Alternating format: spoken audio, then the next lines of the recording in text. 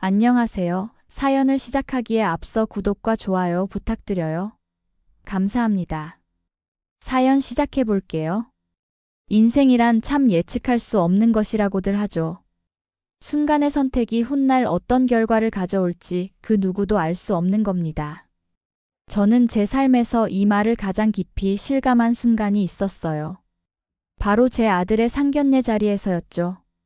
저는 평범한 회사원으로 40년 넘게 같은 회사에서 성실하게 일해왔습니다. 큰 부와 명예는 없었지만 가족을 위해 최선을 다했고 그것으로 충분히 행복했어요. 특히 제 아들 준호는 저의 자랑이자 보람이었습니다. 어릴 때부터 공부를 잘했던 준호는 의대에 진학해 지금은 서울의 큰 병원에서 항문외과 전문의로 일하고 있었죠. 비록 많은 사람들이 부끄럽게 여기는 분야였지만 준호는 그 분야에서 탁월한 실력을 인정받으며 이미 유명한 의사가 되어 있었습니다.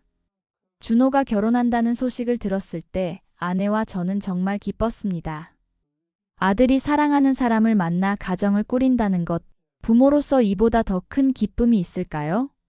예비 며느리 지연 양은 간호사로 다른 종합병원에서 일하고 있다고 했어요.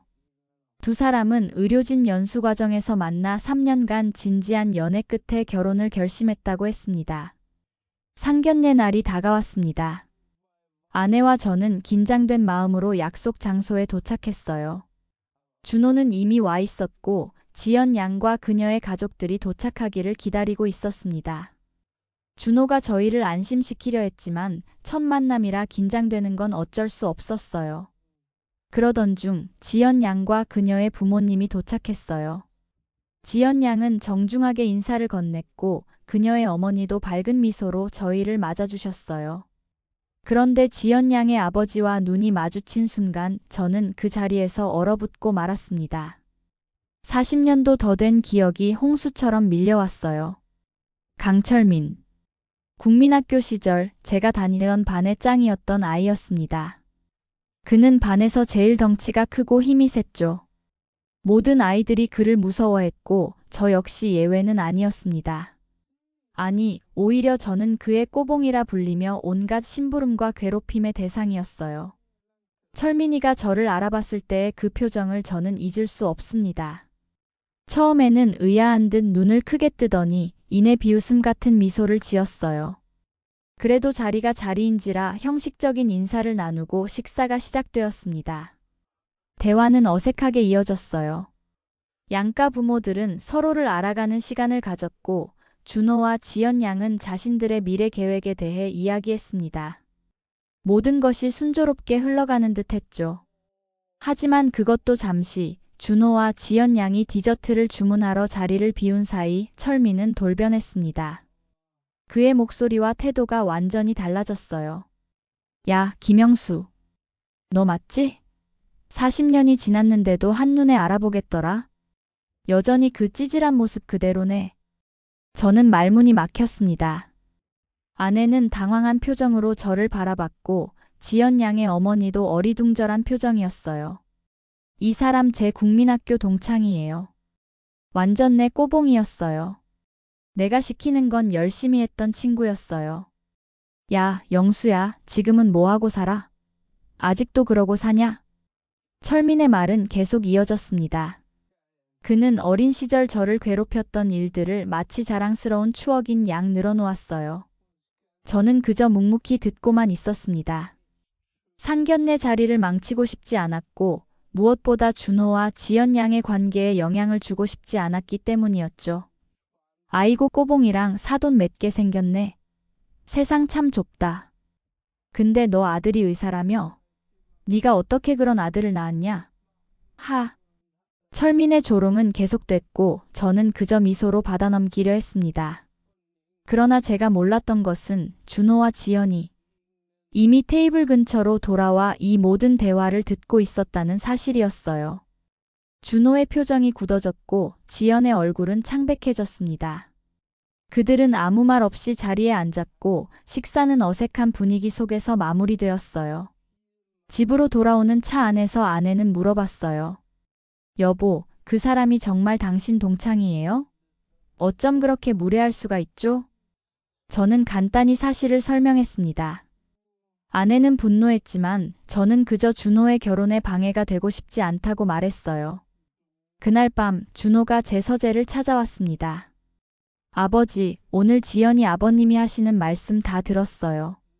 저는 깜짝 놀랐습니다. 준호는 계속해서 말을 이었어요. 아버지가 그렇게 무시당하는 걸 보니 솔직히 화가 났어요.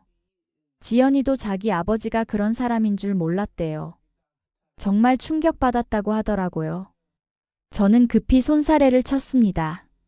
아니다, 준호야. 어른들 일에 너희가 신경 쓸 필요 없어. 그리고 지연이는 정말 좋은 아이 같던데 괜히 어른들 때문에 너희 사이에 문제가 생기면 안 돼. 준호는 고개를 끄덕였지만 그의 눈빛에는 무언가 결연한 의지가 서려 있었어요. 아버지, 걱정 마세요. 지연이와 저는 결혼 꼭 할 거예요. 그날 밤 이후 예상치 못한 일들이 벌어지기 시작했습니다. 지연 양은 상견례 이후 자신의 아버지와 심각한 대화를 나눴다고 해요. 그녀는 준호의 아버지를 그렇게 무례하게 대한 것에 대해 깊은 실망감을 표현했대요. 평소 딸에게 무척 약했던 철민은 처음으로 딸의 분노와 실망을 마주하게 된 거죠. 지연 양은 아버지의 행동이 단순한 추억이 아니라 명백한 괴롭힘이었다고 단호하게 지적했고, 아버지가 누군가를 그렇게 괴롭혔다는 사실에 슬픔을 표현하며 준호의 아버지가 자신의 아버지보다 훨씬 더 따뜻하고 배려심 있는 사람이라고 직설적으로 말하자, 이런 딸의 말에 철민은 크게 충격을 받았다고 하더군요. 가장 아끼는 딸이 자신을 그렇게 평가한다는 사실이 그를 깊이 흔들어 놓은 모양이에요. 준호와 지연 양의 결혼 준비가 한창이던 어느 날 예상치 못한 일이 벌어졌습니다. 상견례 이후 약 2주가 지났을 때의 일이었어요. 그날 저녁 준호가 퇴근 후 평소보다 더 밝은 표정으로 놀라운 소식을 전했어요. 바로 강철민이 준호의 병원을 찾아왔다는 것이었습니다. 더 놀라운 건 철민이 준호의 진료과인 항문외과로 내원했다는 사실이었죠. 철민은 오랫동안 심한 치질로 고생해왔다고 합니다. 앉기도 힘들고 화장실 가는 것도 고통스러울 정도로 상태가 심각했다고 해요. 특히 출혈도 있어서 많이 불안해했다고 합니다. 준호의 말에 따르면 철민은 자신을 알아보자마자 얼굴이 창백해졌다고 해요. 처음에는 도망가려고 했지만 준호가 의사로서 비밀 유지 의무가 있다고 안심시켜 주었다고 합니다. 상견례 자리에서 저를 무시하던 오만한 태도는 온데간데 없이 사라지고 오히려 애원하듯 이 사실을 지연이나 그의 아내에게 절대 알리지 말아달라고 부탁했다고 해요. 철민의 상태는 꽤 심각해서 수술이 필요한 수준이었습니다. 준호는 의사로서 당연히 최선을 다해 철민을 치료하겠다고 약속했지만 수술 전 상담 과정에서 미묘하게 심리적 압박을 가했다고 합니다. 치질이 많이 진행되어 수술이 복잡할 수 있다며 은근히 겁을 주고 동시에 자신이 이 분야 최고의 실력자라는 점도 은근히 강조했다고 해요. 그리고 사람이 약점이 생기면 갑자기 겸손해진다는 사실과 함께 제가 평생 정직하게 살아온 존경받는 아버지라며 가족이 될 사이이니 아버지를 존중해달라고 정중하게 말했다고 하더라고요. 수술은 성공적으로 끝났고 준호는 정말 최선을 다해 철민을 치료했습니다. 그 결과 철민은 오랫동안 시달려온 고통에서 해방되었어요. 회복 과정에서 철민의 태도는 완전히 달라졌습니다. 더 이상의 오만함은 찾아볼 수 없었고 준호에게 진심 어린 감사를 표했죠. 철민이 회복한 후 어느 날 우연히 저와 마주치게 되었습니다. 처음에는 당황하는 기색이 역력했지만 이내 불편한 미소를 지으며 안부를 물었어요. 저는 그가 건강해 보인다며 평범하게 대답했는데 그 말에 철민의 얼굴이 순간 굳어졌습니다. 제가 무언가를 알고 있다고 느꼈던 것 같아요. 저는 살짝 미소를 지으며 준호가 항문외과 의사 중에서는 최고라는 말을 슬쩍 던졌습니다. 그 말에 철민의 얼굴이 순식간에 하얗게 변했어요.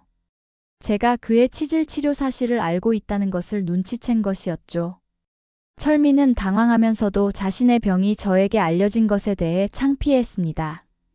하지만 저는 그런 병은 누구나 있을 수 있는 일이라며 부끄러워할 필요가 없다고 태연하게 대응했어요. 그 순간 철민의 얼굴이 붉게 변하더니 상견례 때 자신이 너무했다며 사과를 하더군요. 정말 약점이 생기면 겸손해지는 것인지 갑작스런 사과에 좀 의아했어요. 그 고백을 시작으로 철민은 완전히 다른 사람이 되었습니다. 더 이상의 오만함은 없었고 오히려 저와 준호에게 존중과 감사를 표했어요. 지연 양에게도 좋은 아버지가 되기 위해 노력했고 양가 가족 모임에서도 항상 겸손한 태도를 보였죠. 그로부터 1년 후 아들 부부는 저희에게 귀여운 손자를 안겨주었습니다. 손자의 100일 잔치 날 철민은 제게 은밀히 다가와 진심 어린 고백을 했어요. 그는 준호 같은 아들을 어떻게 키웠는지 물으며 저를 부러워한다고 말했습니다. 지연이 결혼한 뒤로 더 행복해 보이고 그동안 치질이 심해 여러 번 고생했는데 결국엔 준호가 완벽하게 치료해준 것에 대해 깊은 감사를 표했어요. 철민은 처음에 준호가 자신의 약점을 알게 된 것이 창피하고 불안했지만 지금 생각해보면 하필 잘한다고 소개받고 간 병원에서 준호를 만난 건 어쩌면 운명이 아니었겠냐고 하더라고요. 그는 제 아들이 자신의 딸과 결혼해서 행복하게 살며 자신의 약점을 알면서도 완벽하게 치료해준 것, 그리고 결국엔 자신이 준호를 정말 믿고 가족으로 받아들인 것이 어쩌면 저를 위한 완벽한 복수가 아니었겠냐고 말했어요. 그날 밤 저는 준호에게 철민에게서 들은 이야기를 전해줬어요. 준호는 철민이 그의 병원에 오게 된 것은 예상치 못했지만 아들도 그것이 마치 운명처럼 느껴졌다고 하더군요. 의사로서 최선을 다해 치료하면서도 조금은 저에 대한 마음 때문에 일부러 겁을 주기도 했다고요. 하지만 결국 가족이 될 사이이니 현명하게 생각하기로 했다고 하더군요. 제가 정말 자신을 얼마나 제대로 키워냈는지 직접 보여주고 철민이 저를 존중하게 만들고 싶었다고 해요. 어느 주말 식사 자리에서 조금 술이 취한 철민이 제게 진심 어린 고백을 했어요. 영수야, 사실 난 내가 좀 부러웠어. 사업에는 성공했지만 사람으로서는 실패한 것 같았거든. 네가 그렇게 성실하게 살아서 좋은 아들을 키웠다는 게 부러웠어. 자식 이기는 부모 없다더니 내가 그 말을 뼈저리게 실감하고 있네. 지연이가 너희 아들을 만나기 전까지는 나와 대화도 거의 안 했었어. 우리 집은 항상 나 혼자 외톨이였거든.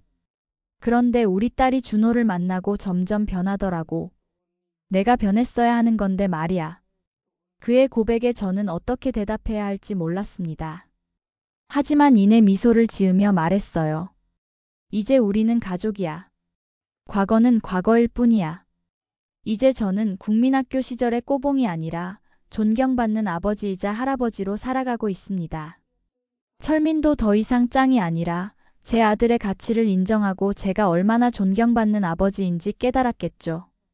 우리 두 가족은 함께 주말 여행을 다니고 명절이면 한자리에 모여 웃음꽃을 피웁니다. 인생은 참 예측할 수 없는 것이라고 했죠? 40년 전. 국민학교 시절의 기억이 이런 식으로 현재와 연결될 줄은 그 누가 상상이나 했을까요? 그리고 그 모든 변화의 중심에는 제 아들 준호와 며느리 지연이 있었습니다. 때로는 복수가 용서보다 달콤할 수 있습니다. 하지만 준호와 지연이 보여준 진정한 복수는 제가 생각했던 것과는 달랐어요. 그들은 서로 사랑하며 행복하게 살면서 동시에 부모에게 효도하고 존경을 표현했습니다. 그 과정에서 준호는 의사로서의 실력으로 철민의 약점을 완벽하게 치료해 주었고 그 모습을 지켜보며 철민은 자연스럽게 제 가치를 인정할 수밖에 없었죠. 아들을 잘 키운 부모의 힘, 존경받는 아버지의 위엄을 철민이 깨닫게 된 것, 그것이 바로 가장 완벽한 복수였습니다. 이제 저는 과거의 상처에서 벗어나 현재의 행복을 즐기고 있어요.